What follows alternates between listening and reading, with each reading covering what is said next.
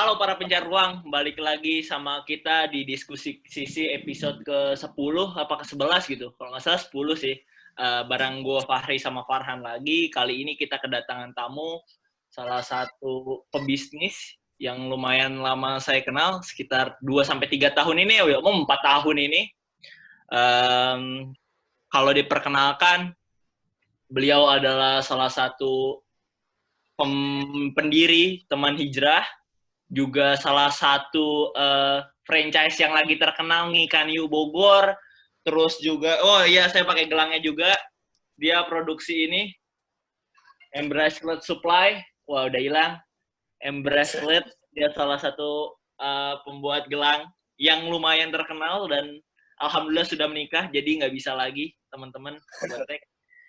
Silahkan Wildan, kalau perkenalkan diri dulu versi Wildan. Yoi. Ya, siap. Ya, Assalamualaikum warahmatullahi wabarakatuh. Waalaikumsalam. Sedikit klarifikasi nih tentang Teman Hijrah tadi, jadi gue bukan pendirinya, gue ketuanya kebetulan. Woi. Jadi, nama gue Wildan, umurnya sama kayak Fahri kayaknya di 24 tahun ini ya. Iya, insyaallah. Ketemu Fahri melalui salah satu teman kita nih di Malang waktu itu ketika Fahri masih kuliah. Dan kesibukan saat ini sih bisnis, mostly bisnis awal itu adalah Embracelet Supply yang kayak tadi udah dibilang Fahri. Embracelet Supply ini adalah supplier wristband silikon dari Cina, custom kayak gitu. Nah, yang kedua ada Ruang Narasi ini kafe, dan yang ketiga itu ada Ngikanyu ini franchise. Nah, jadi ya kenapa beragam gitu ya, dan mungkin ada yang satu bikin sendiri, ada yang satu franchise segala macam, karena ya namanya hidup kan belajar, jadi pengen aja gitu belajar jenis-jenis model bisnis yang lain gitu supaya menambah wawasan kayak gitu. Keren. Will, berarti gue bisa sebut lu sebagai bisnismen ya, Will ya? Bisa apa dong. lu mau dibilangin entrepreneur atau apa, Will?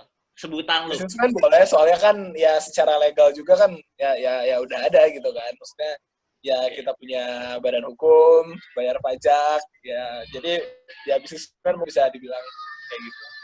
Mantap. Soalnya kalau entrepreneur itu kan kayaknya ya siapapun yang mungkin mulai bisnis gitu kan. Tapi kalau bisnismen itu kan mungkin lebih bertitle lah gitu, lebih bergelar gitu. Yang udah jadi lah ya, yang udah jadi. Ya, masih belajar lah. Will, sebelum kita ngebahas yang dalam-dalam, Will, gue jelasin dulu. Tadi kan udah sempat sedikit disinggung tuh tentang bisnis-bisnis lu. Jelasin dikit dong arah geraknya si Ruang Narasi ini kemana. Terus yang tadi si Ngikanyu ini gimana. Bedanya apa sih? Kan ini kan sama-sama F&B. Terus kalau yang bracelet udah jelas lah ya. Nah itu gimana tuh?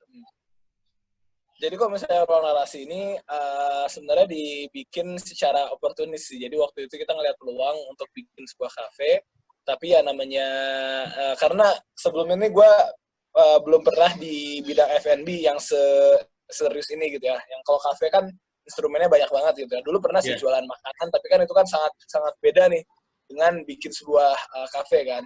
Nah, waktu itu ngeliat peluang ada bangunan yang murah banget gitu harga sewanya, dan kita bisa share kan, antara di sini bisa jadi kantor, bisa ada kafenya dan yang lain. Nah, akhirnya coba aja lah kita bikin Ruang Narasi di situ, salah satu kafe. Nah, tapi lambat laun ternyata ya kita belajar lah gitu, kira-kira apa minusnya, apa plusnya, dan salah satu minusnya itu bahwa kita tuh nggak punya brand image yang kuat gitu. Kalau misalnya dan kita ngelihat kekurangan itu ada di kekurangan itu jadi kelebihan di Ngikan gitu. Nah, di Ngikan itu brand image-nya kuat gitu, si RHV-nya itu kan. Nah, jadi kita pertama coba bisnis F&B, tahu apa permasalahannya, dan kita ngeliat solusinya ada di Ngikan yuk. Dan akhirnya kita coba untuk lompat ke stage selanjutnya. Oh ya, menarik ya. Will, gue mau tanya dong, umur lu berapa sekarang, Will? Umur? Umur gue 23 sih, September 24. Serius? Iya, kelihatan tua ya. Enggak, lu umur 23, sedangkan gua sama deh, 23 kita ya. Umuran. Dan lu udah punya 3 bisnis yang udah settle ya, udah settle banget. Itu cerita awal lu menjadi seorang pembisnis itu gimana, Will? Kalau cerita awal jadi seorang pebisnis sih, ya waktu itu sebenarnya gue pengen jadi pebisnis itu dari kecil ya. Dari kecil pengen jadi pebisnis, tapi belum pernah ada aktualisasi yang benar-benar serius gitu. Jadi pebisnis dulu tuh pebisnis dalam batasan jual beli aja gitu. Kayak gue punya produk, jual ke teman-teman, punya produk, jual ke teman-teman. Tapi kan itu mungkin ya belum bisa dibilang sebagai bisnismen gitu. Mungkin pedagang doang gitu kan, bukan pengusaha. Nah, kesempatan awal gue punya kesempatan untuk bisa jadi pengusaha itu ketika masuk di kuliah. Nah, di kuliah ini kan biasanya orang yang dari SMA ke kuliah ini kan punya mindset yang berbeda gitu kan. Dia punya ekspektasi nih, gua kuliah gue harus jadi ini gitu segala macam. Gue itu waktu itu nggak neko-neko gitu, maksudnya nggak pernah tertarik. Apalagi waktu ospek kita kan tertarik tuh berbagai macam pintu gitu kan, ada yang pintu organisasi, ada yang pintu sosial dan lain-lain. Nah, gue nggak tertarik ke pintu-pintu lain, gue tertariknya cuma ke pintu bisnis aja gitu. Nah, jadi waktu itu gue masuk September, di Oktobernya itu gue udah mikir ide bisnis gitu, itu yang Bracelet Supply itu. Tapi gue sadar bahwa gue punya kekurangan, kayak misalnya di bidang marketing gue masih kurang, di bidang desain gue masih kurang. Akhirnya gue nge-guide 2 orang yang bisa mengisi kekurangan itu, kayak gitu. Dan gue waktu itu diproduksi.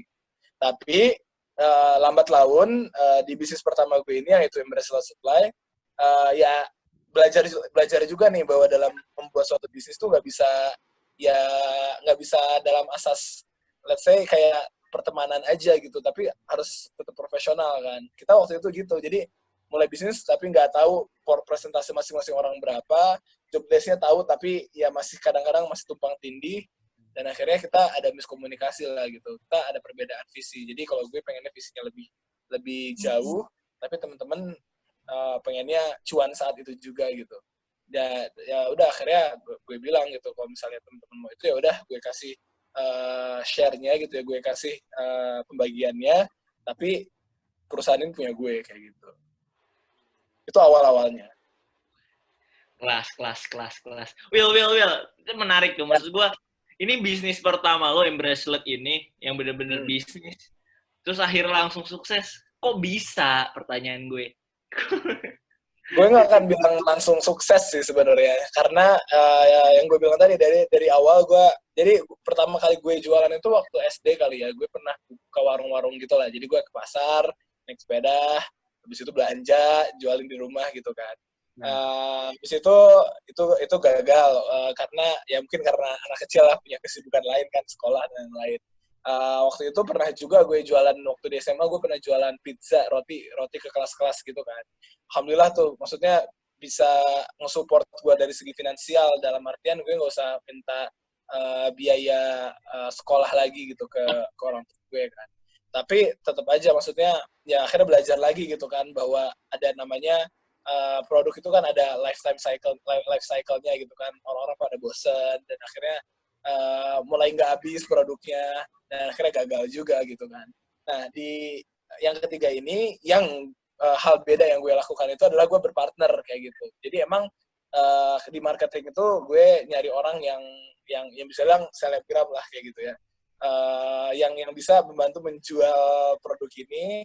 Dari sisi desain gue emang kerjasama sama orang yang udah jago banget gitu dari sisi desain fotografi. Sedangkan gue waktu itu ngurusin produksi, yang notabene-nya mungkin bukan sesuatu yang harus benar-benar punya keahlian banget, tapi harus make sure aja bahwa segala rantai pasokannya tuh jalan gitu. Nah, akhirnya gue belajar juga dari mereka, dan gue belajar sambil berbisnis juga gitu. Kayak misalnya ada suatu titik di mana kan yang namanya baru mulai kan nggak mungkin kan lo marketing ya udah gue nggak usah jualan, kita semua jualan pasti kan. Iya betul. Ada suatu titik di mana jualan gue itu lebih banyak daripada jualan yang bagian marketingnya gitu. Nah, tapi awalnya gue ngeliat dari dia gitu kan, gue ngeliat kayak dia gimana cara jualannya, gue ikutin, tapi kan mungkin gue lebih konsisten atau kayak gimana, sampai akhirnya penjualan gue sama dia banyakan gue gitu kan. Dan akhirnya dan itu sesuatu yang gue pelajari along, dan kenapa bisa dibilang sukses, tapi maksudnya bukan langsung sukses gitu, karena di 1 sampai 2 tahun pertama tuh gue masih bisnisnya masih jual beli aja gitu sebenarnya. Kayak misalnya gue bikin gelang tulisan IPB, jual ke anak IPB, bikin gelang tulisan UI, habis itu nyari anak UI buat jual gelang di UI kayak gitu kan. Nah, tapi itu kan low cost banget nih, dalam artian gue nggak ada biaya tetap, biaya operasional gitu kan. Jadi nggak usah gaji karyawan. Kalau misalnya dalam satu hari nggak ada yang laku pun, ya bisnisnya nggak fail gitu. Maksudnya masih ada gitu, toh gue masih ada uang gitu. Cuman ketika di tahun kedua kali ya, baru memberanikan diri untuk ada karyawan. Nah, dari situ mungkin lika-likunya udah mulai benar-benar. Nah, karena ya punya pegawai, habis itu mikir, awal-awal kan pasti gitu ya, maksudnya kita mikir, wah keuntungan gue misalnya berapa juta, berarti gue harus untung sebanyak gaji karyawan dulu, baru akhirnya itu buat gue gitu kan, ada atau enggak nih untungnya, pasti mikirnya gitu kalau Iya, betul. Nah disitulah akhirnya baru mulai ada ya belajar lagi gitu. Gue nggak bakal bilang bahwa langsung sukses, karena di long the way-nya pun kita ngadepin banyak banget masalah, mulai dari masalah-masalah administrasi, masalah-masalah kebijakan pemerintah Indonesia, karena kan kita impor tuh. Jadi kita ngikutin tuh perubahan kebijakan impor kayak gitu. Oke, ini FYI aja ya, dan ini tuh Wildan nih salah satu Mapres IPB D3 juga pas kuliah kemarin. Gokil. Lu bisnis, lu jalanin Embracer Supply, tapi lu bisa juga jadi mahasiswa Mapres lah, mahasiswa berprestasi. Mapres terbaik malahan kan di IPB D3 IPB. Nah, maksud gua apa yang ngebuat lu termotivasi? Gue juga harus seimbang menurut gue ya. Nggak bisa juga kan setengah-setengah, walaupun kita semaksimum apapun kayaknya tuh akan tetap terbagi nih, gue akan konsentrasi ke salah satunya gitu. Kalau pandangan lo sendiri gimana, Will?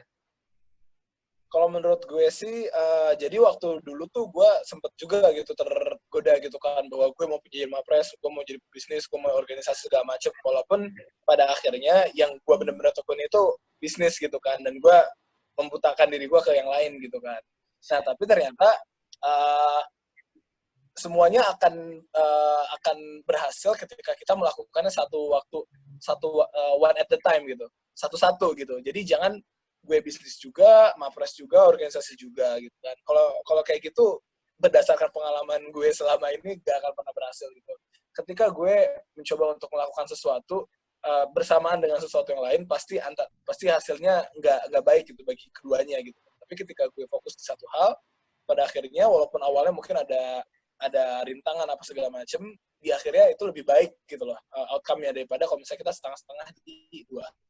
Nah, jadi waktu itu karena gue sadar gitu ya, kemampuan gue untuk ya multitasking lah, habis itu ngebagi-bagi pikiran lah. Kalau bagi waktu kan sebenarnya lebih gampang kan daripada ngebagi pikiran. Betul. Nah, akhirnya gue sadar tuh, oh gue minusnya di sini nih. Jadi gue nggak bisa fokus ke beberapa hal dalam waktu yang sama. Akhirnya ya udah gue di tahun pertama kuliah fokus di bisnis, tahun kedua fokus di bisnis. Nah, baru di tahun kedua akhir menuju tahun ketiganya nih, gue waktu itu berkesempatan untuk waktu itu ke Turki. Jadi ke Turki itu untuk acara pertukaran pelajar, dan akhirnya ya udah nggak mikir ke Mapres sama sekali kan. Ada kesempatan sekalian traveling juga, jalan-jalan. Jadi mahasiswa kan pengennya gitu kan, traveling juga ke luar negeri, sekalian sama conference apa segala macem gitu. Nah, gue ngelakuin juga tuh ke luar negeri. Nah, waktu pulang-pulang dibilang gitu bahwa kemungkinan kamu bisa gitu jadi Mapres kalau misalnya tetap berada di jalan ini gitu, usaha jalan tapi ke luar negeri juga jalan gitu kan. Ya event-event berprestasi itu jalan juga gitu. Nah, akhirnya ya udah, tapi perlu digarisbawahi bahwa di tahun ketiga ini progres Embracer benar-benar bisa dibilang stagnan gitu. Karena gue sadar gitu terhadap ketidakmampuan gue untuk multitasking kan. Jadi secara sadar gue memilih untuk lebih memperhatikan satu hal daripada hal yang lain gitu kan.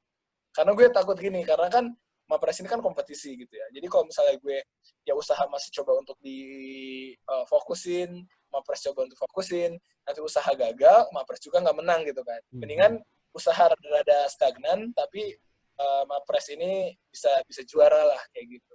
Nah akhirnya gue untuk bisnis gue bikin suatu sistem lah kayak gitu. Kayak gimana caranya, ya gue hitung-hitung juga kan, gimana caranya at least biaya operasional bisa terbayarkan, ada profit kayak gitu kan, gimana caranya lah kayak gitu. Akhirnya ya udah ditinggalin selama kurang lebih 6 bulan kali ya menjalani proses Mapres itu, tapi alhamdulillah selamat gitu. Walaupun memang bisa dibilang stagnan dalam artian nggak ada inovasi apa-apa gitu, tapi kan sistemnya mah sudah berjalan. Jadi ya gimana caranya kalau misalnya ada order tuh nggak langsung ke gua, tapi langsung ke kontak admin. Dari situ kan sistemnya udah terjalan dengan sendirinya gitu kan. Kecuali kalau misalnya gue masih memegang peran yang benar-benar vital di situ, kayak misalnya gue jadi admin atau misalnya gue ngurusin produksi. Kalau kayak gitu kan mungkin bisa jadi usahanya gagal gitu kan. Tapi gue dari jauh-jauh hari emang udah mencoba untuk bikin sistem di situ yang memungkinkan itu tetap berjalan walaupun gak ada gue. Jadi ketika gue fokus itu sangat sadar bahwa Embrace bakal turun, tapi ya alhamdulillahnya Mapresnya bisa naik kayak gitu. Reaction dulu, gue harus reaction kalau kayak gini. Will, gue mau nanya lagi nih, masih seputar M-Bracelet. Tadi lu sempat singgung kalau lu itu import ya? Ya. Betul. Itu mungkin ceritanya gimana, Will? Bisa import? Gitu. Jadi awalnya tuh gue masih ngambil ke orang lain. Habis itu ada orang di tengah, habis itu baru dia import dari Cina langsung kan. Oh, gitu. Nah, tapi pastinya kalau misalnya sistemnya kayak gini, marginnya kecil gitu kan. Yeah. Nah, lambat laun gue ngeberaniin diri aja gitu untuk coba mesen barang dari luar negeri. Itu walau alam gitu, nggak tahu gue nanti proses importnya kayak gimana. Jadi waktu itu modalnya kalau nggak salah 2 juta lah ya, $200 lah waktu itu. Order pertama gue dari Cina. Ya udah, jadi gue transfer aja, bilangnya bahwa uang ini uang belajar aja gitu. Kalau nggak sampai, kan kita punya ketakutan gitu ya kalau misalnya impor tuh pasti iyalah ribet gitu kan. Gue juga dulu punya pikiran kayak gitu, tapi ya udahlah, kalau misalnya gue nggak ngambil langkah ini ya gue nggak akan maju gitu kan. Maksudnya masih ada orang yang punya harga lebih murah daripada gue pada akhirnya gitu. Akhirnya coba aja 2 juta transfer ya, gue cari sellernya di Alibaba, habis itu transaksi, habis itu nunggu aja. Akhirnya 4 minggu nggak ada barangnya, nggak sampai gitu kan. Ya, tapi dari situ gue belajar gitu. Gue belajar bahwa ternyata kita tuh di sekolah gitu, kita bisa lebih aktif supaya barangnya keluarnya lebih cepat. Karena biasanya kalau misalnya mandek kayak gitu tuh orangnya tuh cuma nunggu aja gitu, nggak mau ngurusin. Padahal kita bisa ngurusin, kan kita dikasih airway bill-nya. Kita bisa nanya itu ke pihak bea cukai di Soekarno-Hatta, gimana kondisinya. Biasanya mereka cuma nunggu ini tuh diklaim sama seseorang gitu. Kalau misalnya ini udah ada yang ngeklaim, nanti kalau misalnya ada pajaknya atau misalnya nggak ada pajaknya, mereka udah dari situ lancar banget kayak gitu. Tapi itu sesuatu yang gue belajarin setelahnya. Nah, yang pertama ini ketika 4 minggu mandek ini, ya gue ya udah deg-degan aja kan, udahlah ini duit hilang kayak gitu kan. Tapi akhirnya gue telepon ke bea cukai langsung, ke DHL-nya. Gue kan pakai DHL nih. Buat ini ya, jasa pengirimannya. Gue telepon ke DHL-nya langsung, dari DHL diarahin ke bea cukai, dan ternyata cuman mandeknya gara-gara minta persetujuan bahwa ini tuh harga pajaknya berapa. Udah gara-gara itu doang. Dan kita cuma harus bilang oke, gue setuju, ya kirim, dan akhirnya dikirim ke rumah deh kayak gitu. Wah, oke, menarik banget ya, parah. Berarti lo emang belajarnya ekspor impor ini bener-bener pure, ya udahlah gue nekat aja, yang penting gue bisa dapetengin dulu harga produksinya gimana. Benar. Tapi ketakutan itu ada, 2 juta nggak sedikit loh, Will. Iya, dan jumlahnya tuh makin selama perjalanan bisnis gue ya, jumlahnya tuh makin naik gitu misalnya awalnya 2 juta kan. Nah, gue pernah ada masa-masa di mana gue nerima order untuk acara di Undip kalau nggak salah ya, di Universitas Diponegoro, itu 6.000 pieces atau kalau nggak salah. Dan itu mandek di bea cukai selama 3 minggu. Dan benar-benar gelangnya itu keluar ketika H-2 acara. Gokil. Dengan catatan gue ke bandara setiap 2 hari sekali. Nanyain itu. Jadi gue ke bandara dari Bogor, bandara follow up paketnya kayak gimana, sampai pakai jasa calo coba. ya gue didatengin sama calo di bandara dan gue tapi barangnya nggak ada progres sama sekali gitu, jadi gue kesel banget di situ. Dan akhirnya udah pakai jalur sana jalur sini ngekontak teman-teman yang punya kenalan di bea cukai atau enggak, tapi nggak bisa kayak gitu. Dan ternyata alhamdulillahnya barangnya itu keluar bener-bener H-2 dan gue balik ke rumah pakai bawa barang itu packing langsung kirim pakai kereta supaya gitu akhirnya diambil sama mereka dan langsung dipakai untuk eventnya. Banget sih, soalnya transaksinya tuh bisa itu belasan juta kalau nggak salah. Iyalah. Dan itu kan baru DP doang, lo lunasin, kalau enggak ya amsyong sendiri lo. Makanya itu dia. Baru DP. Will, berarti sekarang itu bukan satu-satunya kasus.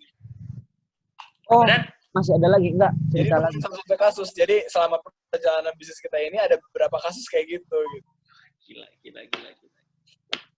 Sejauh ini berarti masih banyak kasus-kasus yang bermasalah di bea cukai, Will? Untuk saat ini sih enggak sih. Karena kita udah tahu cara mainnya kayak gimana gitu. Bahwa ya tadi bahwa kita harus lebih menjemput bola. Kalau misalnya kasus-kasus yang bermasalah itu biasanya kita kecolongan. Dalam artian kita ngira bahwa ini tuh aman, atau mungkin kita lagi fokus. Kita nggak ngurusin ini selama seminggu kira-kira. Nah, ternyata prosesnya lebih panjang dari itu. Tapi kalau misalnya ketika barang itu sampai dan benar-benar kita urusin, kita kawal gitu ya dari awal barang itu sampai di Indonesia, insya Allah bisa lebih diminimalisir. Nah, tapi kadang tuh karena kita ngikutin kebijakan ya, ada aja permasalahan kayak gitu. Yang paling parah selama bisnis 5 tahun ini itu di bulan Februari ini, gara-gara corona. Nah ini nih, jadi pertanyaan menarik nih. Gimana nih, semua bisnis lu ya, mulai dari F&B akan berpengaruh ruang narasi dan kawan-kawan. Akhirnya lu pivot sampai Embrace Supply ini, lu pivotnya gimana tuh ya akhirnya, Will? Oke, jadi kalau misalnya gue ceritanya dari Embrace Supply dulu ya, karena Embrace Supply ini yang pertama kali terpengaruh dengan corona ini. Kenapa? Karena kita impor dari Cina gitu. Ketika virus ini ada di Cina, kita terpengaruh banget. Iya. Jadi timeline-nya tuh gini, Cina kan kalau misalnya mereka lagi New Year, lagi tahun baru, mereka tuh kan pestanya gila-gilaan kan. Mereka bisa libur 2 minggu hanya untuk New Year's Eve gitu kan. Nah, tepat ketika di akhir libur ini, corona datang gitu. Jadi, udah sama produksi gue delay 2 minggu, plus corona. Jadi ditambah lagi, delay lagi, kira-kira 1 bulan kalau nggak salah. Jadi hampir 2 bulan kita nggak ada produksi, sedangkan kita masih nerima order dong, karena kita nggak bisa nolak gitu aja kan. Iya betul. Nanti mau bayar karyawan dari mana, mau bayar biaya operasional dari mana, jadi kita masih tetap nerima aja gitu kan. Tapi produk itu nggak jalan selama 2 bulan, bayangin. Nah, tapi akhirnya kurvanya udah mulai turun di Cina, dan akhirnya pemerintahnya udah mulai percaya bahwa pabriknya udah bisa mulai beroperasi lagi. Mereka beroperasi kira-kira hampir 1 bulan lah, kira-kira di bulan Februari menuju Maret. Nah, di awal Maret, 1 Maret, coronanya datang ke Indonesia. Nah, dan ketika itu udah mulai ada suruh sekolah belajar di rumah, ibadah di rumah, sama bekerja di rumah. Udah itu ordernya langsung sepi banget. Iya, langsung sepi banget, dan akhirnya kita tuh di bulan April ini mencetak rekor omset terendah selama ini kayaknya. Dengan ya biaya operasional yang masih jalan waktu itu. Nah, jadi itu pusing banget kan. Itu di Embrace. Jadi selama awal tahun nih sampai saat ini, udah bulan ke-5 tahun ini, kita merasakan akibatnya gitu. Belum untung sama sekali. Sama. Dihajar habis-habisan. Nah, untuk usaha yang lain di F&B, yang terpengaruh banget sih pasti ruang narasi ya. Karena mungkin Fahri juga ngerasa lah di teras rumah nenek. Yang namanya kafe itu kan yang diunggulkan tuh sebenarnya kan tempatnya kan. Bukan kopinya, bukan makanannya. Karena mungkin kita bisa ngedapet taste kayak gitu di mana aja gitu kan. Tapi karena kita ngandelin makanannya, nongkrongnya, wifi-nya, jadi benar-benar terpengaruh 100%. Kita udah tutup, ruang narasi itu udah tutup dari Maret akhir ya, dan belum buka sampai sekarang. Kalau misalnya Ngikan, kasusnya agak berbeda, karena kalau Ngikan ini bisa dibilang fast food gitu ya, take away gitu. Jadi kita masih mengandalkan take away sama GrabFood. Jadi untuk biaya operasional masih tercover. Tapi banyak yang mikir gini, karena orang-orang pada di rumah, habis itu kayaknya konsumsi GrabFood ini bakal meningkat nih, kayaknya omsetnya order ojek online ini bakal meningkat, dan ternyata itu bukan itu yang terjadi. Iya, karena, betul. Karena ada ya mungkin kekuatan ekonomi orang menurun, Ya, mereka di rumah nggak ada kerjaan pada masak, dan akhirnya order online pun sangat berturun gitu. Iya. Mikir-mikir juga kayak gitu. Itu kondisinya saat ini. Akhirnya lu apa? Akhirnya lu melakukan apa, Will? Buat kalau Ngikan You kayaknya menurut gua Ngikan You itu akan establish kayak misalnya McD, KFC lah ya. Karena dia punya brand image yang lumayan kuat banget. Nah, untuk ruang narasi ini gimana, Will? Akhirnya lu kan karyawan bayar kan? Dan M-Bracelet. Enggak. Oke. Ruang narasi ada. Oke, jadi kalau misalnya untuk ruang narasi, ya mau nggak mau gitu kan, maksudnya kita harus nge-unpaid leave karyawan kita dulu. Jadi kita unpaid leave dari akhir Maret sampai sekarang belum kita panggil lagi gitu. Tapi kita udah bilang ke mereka bahwa THR bakal kita tetap kasih, karena THR itu kan udah hak mereka kan. Tapi untuk gaji kita tahan dulu. Kenapa? Karena kan ya mereka kan maksudnya ya namanya kerja-kerja seperti itu kan kerja yang tidak bisa dikerjakan di rumah kan. Iya, betul. Jadi ketika mereka tidak bekerja, ya otomatis kita pun nggak bisa memberikan pemasukan ke mereka. Itu untuk yang ruang narasi. Untuk yang Ngikan You, kita waktu itu sih gini sih. Jadi kasusnya kalau Ngikan You itu agak unik. Jadi kita diminta, jadi karyawan kita ini rada takut sama corona. Jadi mereka yang minta diliburin waktu itu. Jadi mereka minta diliburin, dan akhirnya oke lah, siapa yang mau libur, siapa yang enggak gitu kan. Akhirnya setengahnya mau libur. Oke lah libur. Akhirnya yang sisanya kan masih kerja kan. Nah, tapi ternyata kondisinya makin buruk gitu kan. Akhirnya yang libur ini kita nggak panggil lagi gitu loh. Dan kita masih mempekerjakan yang bertahan sampai sama kita sampai sekarang.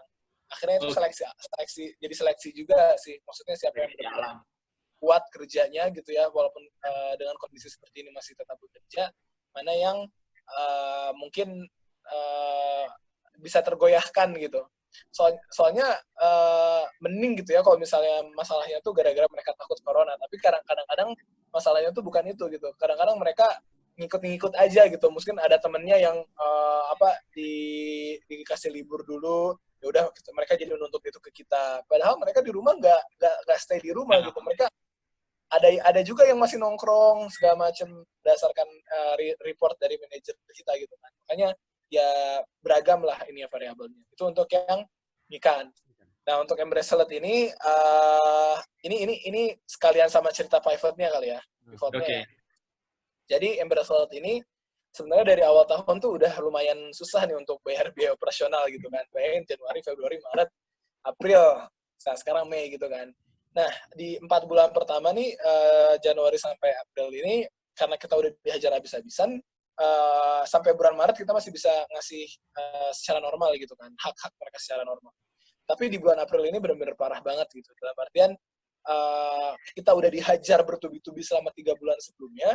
Di bulan April ini, ketika produksinya sudah hanya ada di marketnya gitu kan. Marketnya nggak ada gitu. Nggak ada yang order. Karena kan market kita kan kayak event, habis itu kayak komunitas, atau enggak anak sekolah. Nah ini anak sekolah libur, komunitas pada nggak ngumpul, habis itu event pada di-cancel kan. Jadi udah bener-bener down banget kan. Akhirnya ya udah, di bulan April ini gue udah sampai bikin kebijakan bahwa ada kemungkinan bakal dipotong gitu gajinya, walaupun nggak sampai 50%. Dan itu tuh udah masuk ke ranah uang pribadi gitu yang bakal di sacrifice gitu kan. Emergency fund pribadi kalau misalnya ini bertahan selama berbulan-bulan. Nah, tapi akhirnya di awal bulan ini nih kita bikin suatu jadi promo besar-besaran banget yang belum pernah kita lakukan sebelumnya. Supaya kita nggak kelihatan kayak terlalu butuh uang banget gitu ya. Kita jual dead stock kita dengan harga yang murah banget. Jadi produk kita kan ada produk custom, ada ready stock gitu ya. Nah, jadi orang mau bikin dengan, jadi kalau ready stock ini kita yang bikin desainnya dan kita jualin ke mereka gitu. Untuk ready stock, ada ready stock yang emang kita bikin, ada yang ready stock tuh yang sisa-sisa gitu. Dalam orang misalnya custom, habis itu biasanya dilebihin dari Cinanya, dan biasanya orang mesen 100, dilebihin 110, kita ngasih ke konsumen 105, dan kita nawarin 5 sisanya tuh mau dia atau enggak. Nah, banyak yang nggak mau gitu kan, karena emang udah PO atau udah berbagai alasan lah. Nah, sisanya itu biasanya kita sisihin gitu loh, kita taruh di gudang. Nah, selama 5 tahun kan itu numpuk ya. Iya, 5 jadi tahun. Puluhan ribu pieces gitu kan. Puluhan ribu pieces. Nah, dari awalnya kita bingung ini produk mau dikemanain, akhirnya kita diskon harganya 5.000 produk itu. Nah, jadi bisa dibilang produk ini tuh produk yang nggak ada modalnya sebetulnya. Kenapa? Karena produk lebihan gitu kan. Iya. Dari nggak ada modalnya dijual 5.000, ya bagus lah. Maksudnya kita nggak usah berpanjang napas lah. Ya, dan kita nggak usah mikirin biaya produksinya gitu kan. Kadang-kadang pivot tuh bingung karena ada biaya produksi awal yang lumayan besar supaya sampai sebelum kita bisa dapat keuntungan gitu kan. Nah, dalam hal ini alhamdulillah kita udah punya stok puluhan ribu pieces yang siap untuk dijualin, dan kita combine itu dengan harga yang murah banget kayak gitu. Dan akhirnya di situ pecah banget, rame, offline store kita juga rame, dan akhirnya bisa memberikan nafas lah sampai kira-kira 6 bulan ke depan. Alhamdulillah. Mantap. Keren. Will, tadi lo udah nyeritain ibaratnya apa? Banyak lah tentang Embrace lah khususnya tadi. Bisa dibilang rencana lo untuk jangka panjangnya juga udah lumayan tersampaikan. Cuma gue pengen nanya lagi untuk 2 bisnis yang lainnya lagi, untuk rencana jangka panjang dan jangka pendeknya mau kayak gimana, Will? Kalau misalnya untuk ruang narasi dulu kali ya. Ruang narasi itu sebenarnya gue menganggapnya seperti ini sih. Maksudnya bisa jadi ruang narasi itu ada dalam kehidupan gue untuk mengajarkan gue banyak pelajaran mengenai bisnis gitu kan. Jadi kan ketika kita membangun suatu bisnis, yang kita kejar itu entah profit atau enggak pengalaman sebetulnya kan. Kalau misalnya kita nggak dapat 2 itu, ya buat apa berbisnis gitu kan? Antara profit atau enggak pengalaman. Nah, kalau misalnya perusahaan itu nggak bisa ngasih profit, pasti ngasih kita pengalaman yang sangat berharga gitu. Nah, untuk ruang narasi ini sih sepertinya gue ada di titik di mana gue beranggapan bahwa ruang narasi itu hadir untuk memberikan pengalaman itu gitu. Kenapa? Karena kalau misalnya kita melihat secara finansialnya mungkin nggak terlalu visible gitu ya.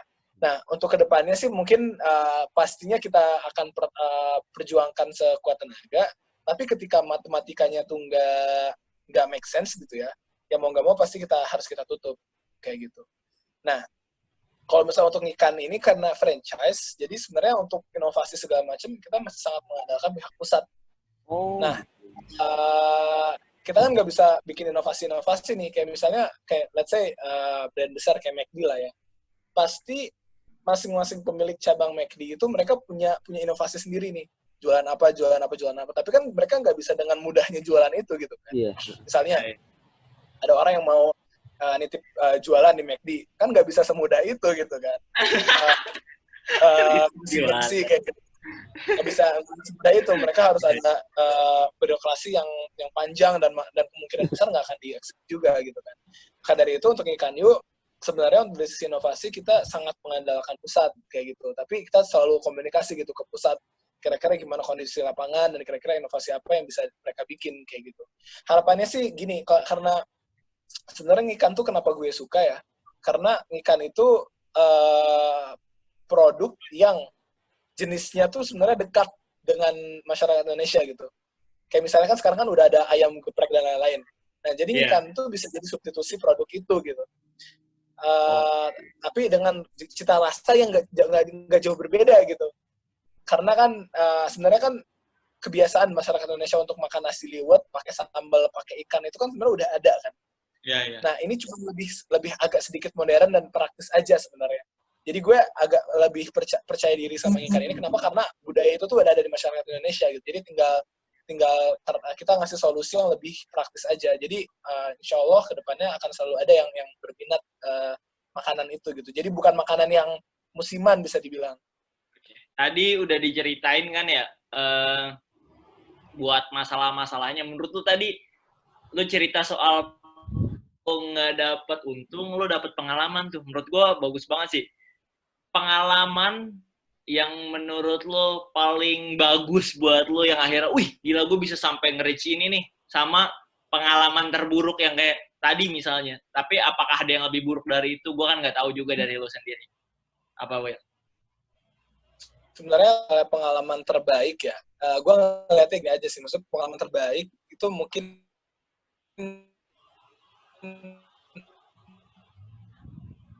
hal-hal yang maksudnya orang habis itu bisa ngasih ke orang tua dan lain-lain gitu. Nah, tapi kalau misalnya pengalaman terburuk itu bisa jadi saat ini sedang terjadi nih. Maksudnya dalam tahun berbisnis tuh belum pernah gitu loh mendapat permasalahan bisnis yang sepelik ini gitu kan. Nah, tapi ini bisa jadi hal yang baik pada akhirnya. Karena apa? Karena ya pada akhirnya kan tergantung kita ya. Maksudnya apakah kita mau terhadap kondisi ini, ataukah kita mau menjadikan ini pelajaran dan juga energi gitu untuk supaya kedepannya bisa lebih baik. Dan kalau misalnya gue melihat sih pada awalnya nih ya, ketika ini baru terjadi, gue udah mikir waduh ini kayaknya pengalaman terburuk, masa pusing, gak kebayar dan lain gitu kan. Nah tapi sekarang nih ketika gue coba untuk berinovasi, marketnya nerimanya bagus, habis itu coba berpikir inovasi lagi, bisa langsung tiba-tiba mikir gitu, bisa jadi itu hal yang baik gitu loh. Kenapa? Karena kita dituntut untuk berinovasi lagi, kita dituntut untuk dari nol lagi gitu kan, dituntut untuk berjuang lagi gitu dari awal, diingatkan bahwa kondisi nyaman kita yang dulu tuh itu belum ada apa-apanya gitu, digoyang dikit sama corona aja lu udah ketar-ketir gitu kan istilahnya. Jadi diingatkan lagi gitu kita bahwa saat ini kita belum besar lah kayak gitu, dan akhirnya pengingat itu tuh sangat penting gitu kan. Karena kadang ya maksudnya di umur segini udah bisa dapat uang yang mungkin lumayan, itu kan kadang kita terbuai gitu kan. Ya mungkin enak-enak aja gitu, udah nyaman kayak gini ngapain sih, maksudnya harus lagi gitu kan. Nah yang gue rasain belakangan ini sih bahwa kayaknya corona ini datang untuk mengingatkan gue terhadap itu gitu, bahwa lu tuh belum, jangan nyaman dulu makanya. Dan akhirnya benar juga gitu, dan dengan inovasi ini gue akhirnya lebih percaya diri gitu bahwa ada gitu yang bisa kita lakukan, dan akhirnya kedepannya bisa jadi ya ini optimisme gue gitu ya. Kedepannya bisa jadi saat ini lebih besar daripada sebelumnya gitu, dan itu semua di fuel diawali dengan momentum rock bottom ini gitu, momentum terbawah ini gitu. Kan banyak banget tuh orang-orang yang sampai di udah posisi paling bawah akhirnya dia melejit ke atas gitu kan. Walaupun gue pribadi sih maksudnya belum ngerasa kayak stres gimana kan ya. Karena kayaknya semua orang merasakan itu gitu.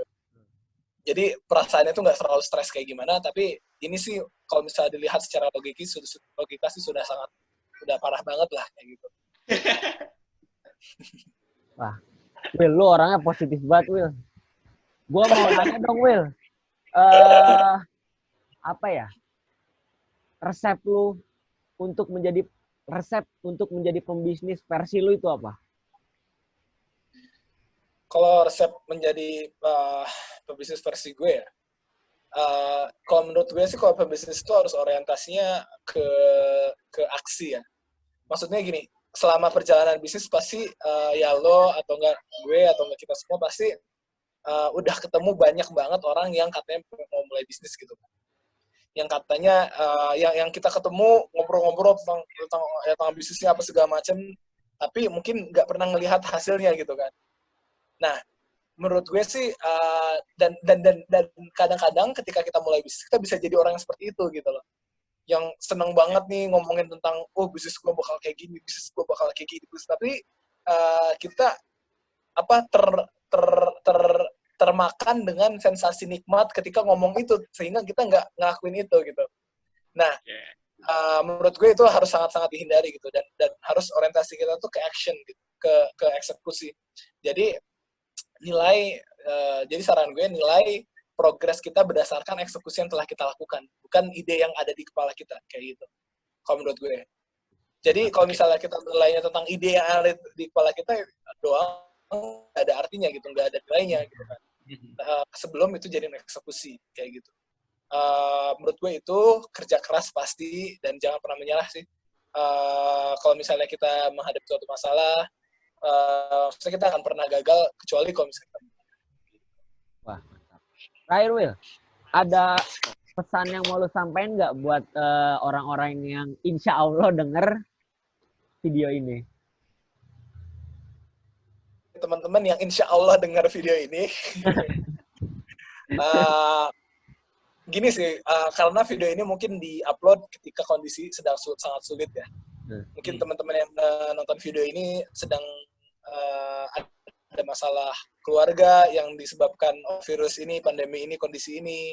Mungkin ada yang masalah ekonomi karena mungkin ada yang di PHK, atau mungkin ada yang terhadap kondisi ini. Pesan bagi teman-teman di luar sana sih, ya hang in there aja sih, tahan aja gitu. Insya Allah semua ini akan berlalu gitu. Karena sebenarnya ini bukan hal yang baru, pernah terjadi sebelumnya, dan kita sebagai penduduk bumi, penduduk Indonesia, selalu bisa menemukan jalan untuk melewati ini semua gitu. Mungkin nggak akan, tapi berada di sisi lain di mana semuanya lebih baik. Nah, tapi itu semua kondisi kita saat itu bakal diukur, bakal disebabkan dari aksi yang kita lakukan saat ini gitu. Jadi benar-benar coba untuk pertimbangkan aksi apa yang kita mau kita lakukan saat ini. Saat ini kan orang banyak yang sedang turun nih ya. Banget. Nah, gimana caranya kita new restart gitu. Ketika orang-orang mungkin pada leha-leha di rumah aja, lagi pada di rumah nggak ngapa-ngapain, nonton drakor segala macam. Gimana caranya kita bisa new restart gitu. Ketika orang-orang belum mulai, kita udah mulai dari sekarang. Ketika ini semua udah selesai, kita bisa di posisi yang udah lebih dulu daripada kebanyakan orang kayak gitu. Gokil emang. Ini selang dikit aja ya. Bil, nyanyi dong. Coca-Cola. Jalan. Ini karena biar vokalisnya kan. Gue nggak tahu. Gue nggak. Wah, thank you banget, Will, buat waktunya. Mungkin ada karena orangnya terlalu positif, gue jadi bisa dapat kutipan ini, Will. Jadi menurut gue, yang gue dapat, apapun yang terjadi di dunia ini, apapun yang kita jalani di dunia ini, kita dapat dua hal ya, Will. Hasilnya atau pembelajarannya. Gak ada sesuatu yang gagal ya, Will. Betul. Itu kita dapat pembelajaran. Quotes lo gokil banget. Itu kan dari elu tadi. Gue tuh. Siap. Thank you, Will. Kalau ada kesempatan lagi, gue pengen ngobrol-ngobrol sama lu tentang apa tadi? Nikah muda, teman hijrah. Dan Oke, siap. Lu yang lebih detail lagi sih. Kalau ada kesempatan lagi. Kalau lu yang gak sibuk. Siap. Enggak kok, nggak sibuk, orang di rumah aja. Iya. Oke. Thank you, Will. Thank you ya, Will. Makasih Siap. waktunya. Assalamualaikum. Ya. Terima kasih ya buat yang udah nonton. Dadah.